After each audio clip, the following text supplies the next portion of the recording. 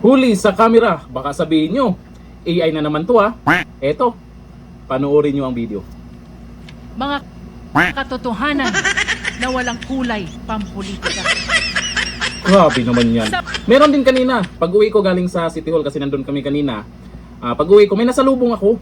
Ganun din. Bumubula din. Ang pangalan daw nun nung nasalubong ko, Brownie. Ayon dito sa balita, kalat na ngayon yan sa social media. Viral ka na naman, Luis Ro. Ang dami mong napapasaya. Kasi yung napapansin ko, lalo dito sa balita ngayon, ang daming laugh react. At least kahit papano, marami siyang napapasaya. O ayon dito sa balita ngayon, tila may namumuong laway sa gilid ng bibig ni Luis Ro habang nagbigay ng opening statement. Sa ganyan naman kasi, normal naman minsan sa tao na minsan may tatalsik na konti, minsan may lalabas na konti sa bunganga habang tuloy-tuloy na nagsasalita.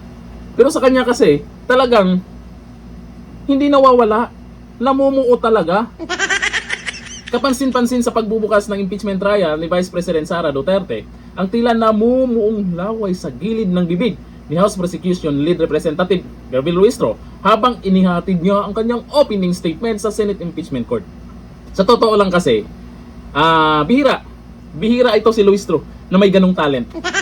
Kasi sa dami ng mga nag-i-speech, mga nagsasalita ng matagal, hindi pa ako nakakita ng ganyan. Ganyang klaseng talent na kayang buuhin yung laway habang nagsasalita. Ang galing niya. Sa kanyang talumpati, inilatag ni Luis Ro ang pambungad na argumento ng House Prosecution Panel sa pagsisimula ng paglilitis laban sa Vice Presidente. Naging bahagi ng diskusyon sa social media ang nasabing detalye sa video ng pagdinig habang nakatuon ang impeachment court sa opening statements ng magkabilang panig.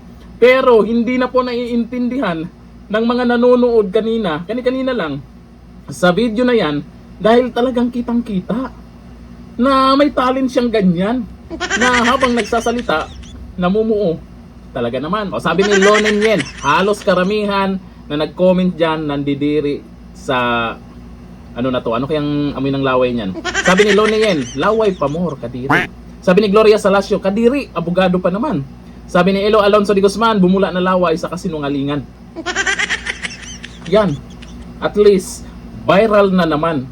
Pinagtawanan, pero kadiri naman. Hanggang dito na lang. Thank you. Bye-bye.